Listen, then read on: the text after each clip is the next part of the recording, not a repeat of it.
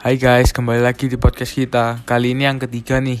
Bagaimana kabarnya? Baik kan? Pasti. Jadi hari ini di podcast kita akan membahas tentang kehidupan masa praaksara. Seperti biasa, sebelum memulai podcast, kita kenalan dulu yuk buat yang baru pertama nonton.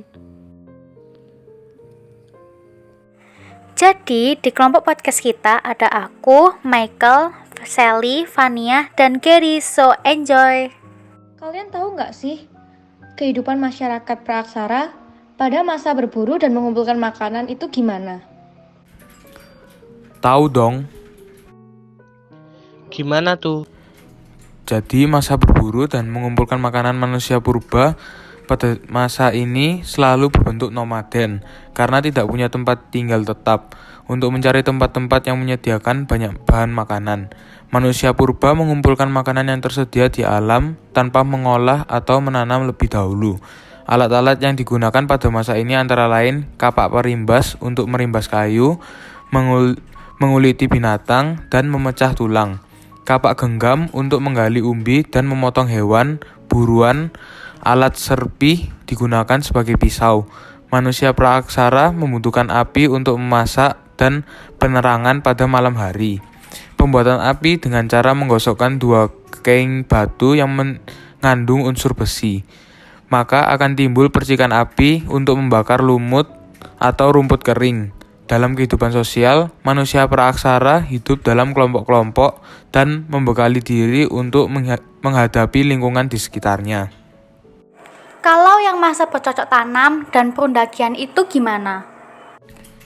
Kalau masa bercocok tanam, jadi yang pertama, masa bercocok tanam itu adalah masa ketika manusia mulai memenuhi kebutuhan hidup dengan cara pembukaan lahan di hutan untuk dijadikan ladang.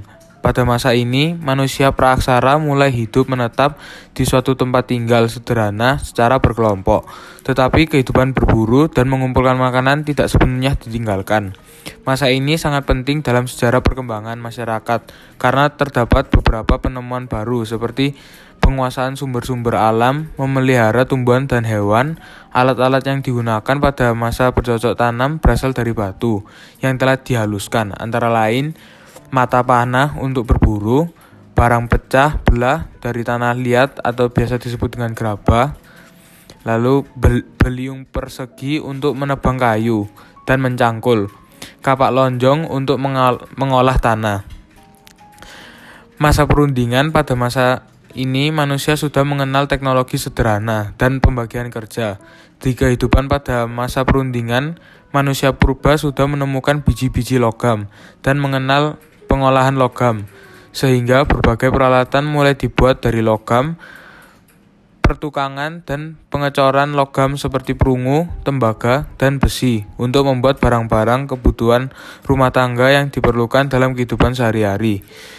Meski sudah ada alat-alat dari logam, tetapi manusia purba pada masa ini masih menggunakan alat-alat yang terbuat dari batu.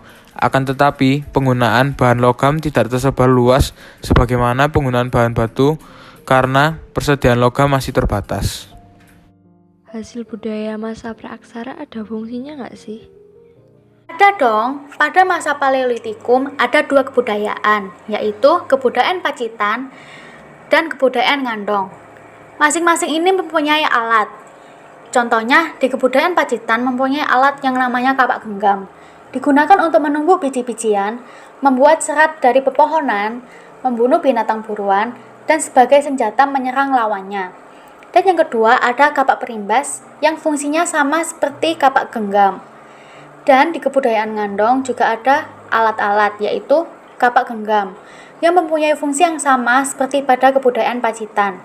Dan yang kedua ada flake yang berfungsi untuk berburu, menangkap ikan, mengumpulkan ubi dan buah-buahan. Lalu ada masa Mesolitikum. Mesolitikum ini juga mempunyai alat-alat, yaitu namanya pibel. Digunakan untuk menghalus biji-bijian, memecahkan biji-bijian, atau menghaluskan biji-bijian untuk membuat cat merah. Dan yang kedua ada kapak pendek, yaitu digunakan untuk memotong buah atau daging, membelah kayu, mencukil tanah untuk dapat mengambil makanan yang berada di tanah. Yang ketiga ada pipisan. Hampir sama seperti people, yaitu menghaluskan biji-bijian, ramuan tumbuhan, atau menghaluskan oksida besi yang digunakan sebagai zat pewarna. Yang keempat, ada batu penggiling yang digunakan sebagai alat untuk menghaluskan rempah-rempah, alat penggiling adonan, dan alat yang digunakan untuk memasak. Dan juga ada lagi masa Neolitikum.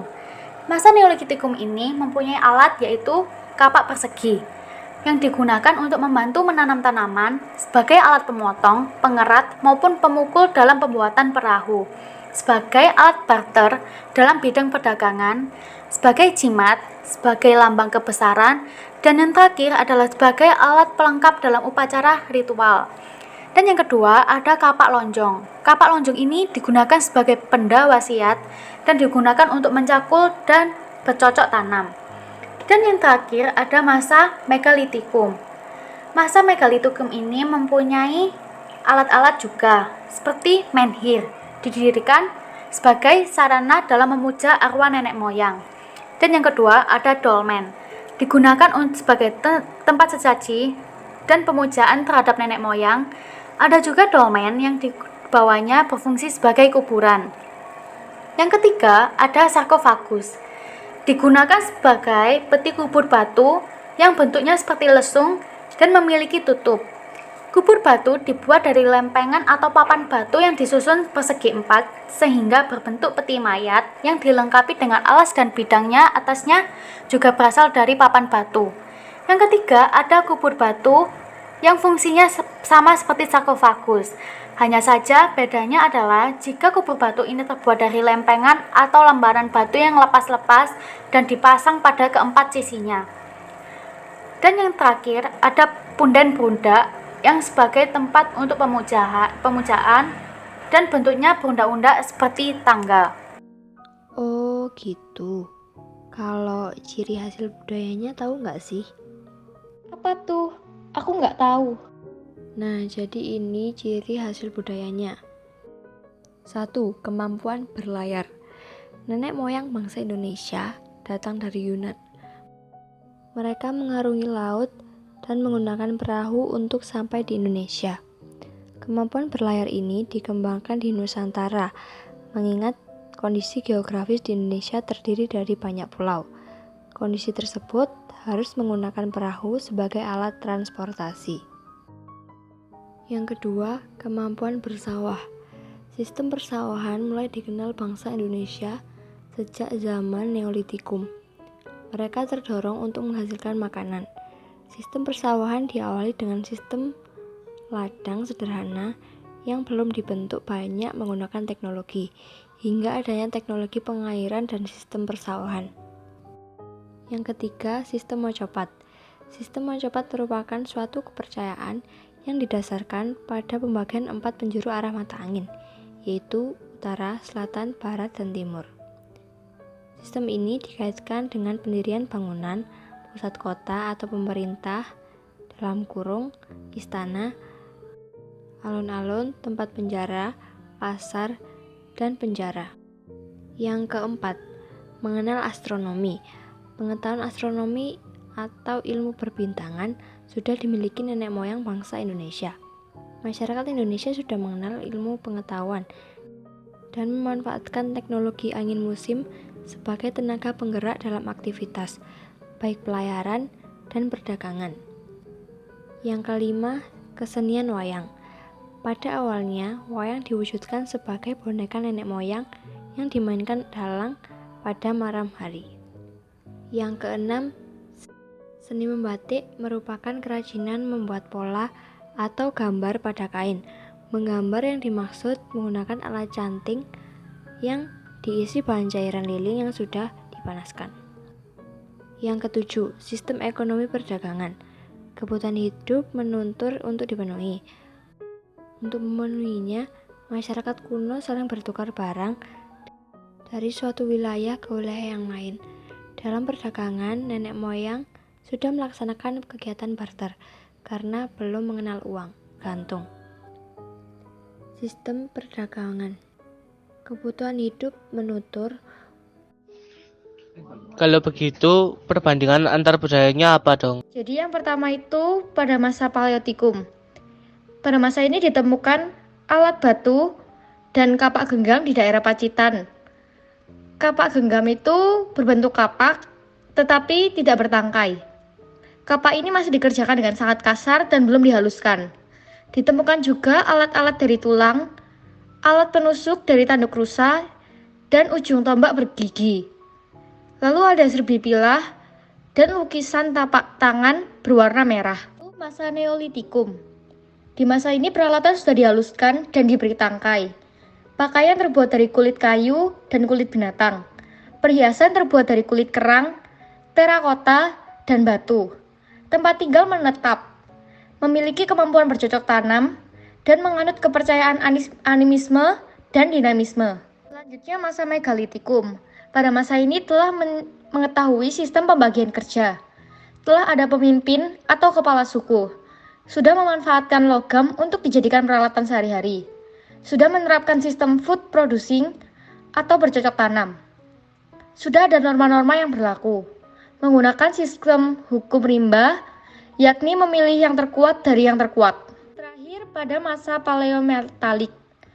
Sudah digunakan alat perunggu dalam upacara keagamaan zaman Pronagian. Praktek penguburan menunjukkan strata sosial yang ada. Barang-barang mewah ditempatkan pada orang meninggal dengan strata sosial tertinggi, sedangkan orang biasa tidak. Upacara kepercayaan tidak lagi sebatas terhadap nenek moyang, tetapi terhadap mata pencaharian, misalnya sedekah laut bagi nelayan. Dikenalnya animisme dan dinamisme. Animisme ialah kepercayaan seseorang terhadap benda-benda yang memiliki roh atau nyawa. Sedangkan dinamisme merupakan perpanjangan dari animisme, di mana yang dipuja ialah roh yang terdiam di suatu tempat. Misal pohon. Kepercayaan animisme atau dinamisme berkembang ke kepercayaan tunggal yang berasimilasi dengan agama modern sekarang, yaitu Hindu atau Buddha atau Islam. What tools do they use for daily life? Aku tahu kalau itu. Emang apa saja? Jadi alat-alat yang digunakan adalah yang pertama kapak genggam. Kapak genggam yang digunakan oleh manusia jenis Pithecanthropus untuk berburu.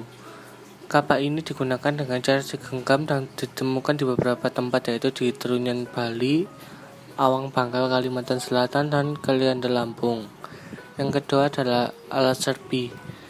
Alat ini digunakan oleh manusia purba untuk menusuk, memotong, dan melubangi kulit binatang. Alat ini ditemukan di Sangiran dan Gombong Jawa Tengah serta Flores. Yang ketiga kapak persegi. Kapak ini merupakan alat yang terbuat dari batu dan digunakan oleh manusia untuk mencangkul, memahat, dan berburu. Alat ini terbuat dari batu berbentuk segi empat yang kedua sisinya diasah halus.